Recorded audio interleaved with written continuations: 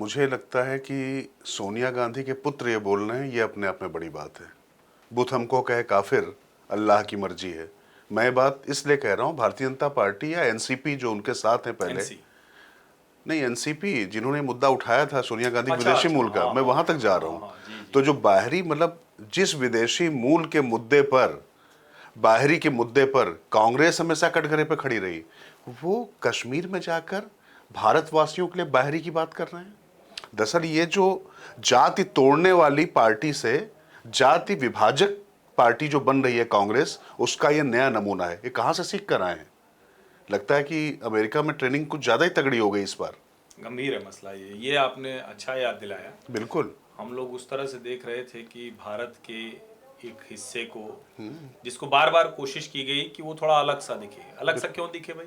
जम्मू कश्मीर भारत का ही एक हिस्सा है। अब वहां राहुल गांधी, आज चुनाव हो रहा है, लोग मतदान की कतार में खड़े हैं और चुनाव कोई हारे जीते, बिल्कुल, लेकिन लोकतंत्र तो जीत गया है। और लोकतंत्र आज वो जीता है तो 370 समाप्त होने के बाद ही जीता है। बिल्कुल। और वो जो कुछ हो रहा है वहां पर एलजी जो काम कर रहे हैं, अगर आप एलजी को बाहरी बता रहे हैं, इससे शर्मनाक कुछ हो नहीं सकता। और यहाँ एक चीज और मैं जोड़ूंगा, आपने तो याद दिलाया सोनिया गांधी का विदेशी मूल का मुद्दा है, तो मैं तो बार बार पूछता हूँ कि नेहरू जी कहाँ के हैं? ये भी सवाल तो बनेगा ना फिर। और रहते थे कहाँ? बिल्कुल।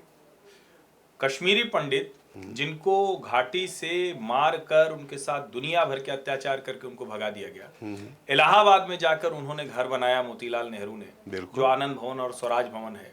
आपका आज वो राहुल गांधी, हमारा शहर, आज वो राहुल गांधी कह रहे हैं कि वहां कोई दूसरे देश के हिस्से से आ जा रहा है तो बाहरी हो गया। यानी इसके पहले जो कांग्रेस के समय में एलजी थे वो सब बाहरी थे।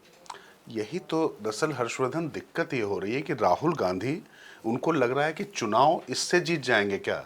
संविधान का एक नैरेटिव उन्होंने दिया, चलिए ठीक है, संविधान की बात करनी चाहिए, इस पे किसी को कोई आपत्ति नहीं हो सकती, लेकिन दिक्कत होती है कि किस बात की व्याख्या किस तरीके से की जा रही है। जम्मू कश्मीर में जो कुछ हो रहा है वो शुभ है, और एक स्वप्न था कि इस तरीके से वहां पर चुनाव होगा, ऐसे कतारें लगेंगी।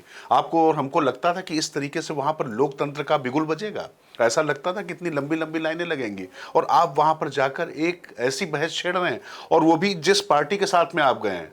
370 और 35 से हटाने का उसका मैनिफेस्टो है, घोषणा पत्र है, और पाकिस्तान फिर से लागू करने का, पाकिस्तान जो कह रहा है वो वही कह रहे हैं। और कुल मिला के, और तोड़ जाने दीजिए, आपस में बाहरी और अंदरूनी की बात जो राहुल गांधी कह रहे हैं, वो लगता है कि वो बात उमर ने पकड़ ली है। उमर अब्दुल्ला ने भी कुछ कह दिया उनके बारे में, उन्होंने कहा घाटी में कम आओ, जम्मू में ज्यादा जाओ। अच्छा कमाल ही, उमर अब्दुल्ला कह रहे हैं कि तुमको क्या जरूरत है आने की, मुसलमान तो हमको देख के देखो। बिल्कुल। राहुल गांधी को लग रहा है कि देश भर के मुसलमान की तरह कश्मीरी मुसलमान भी उनको देख रहा है, जबकि कश्मीरी मुसलमान उनको क्यों देखेगा भला?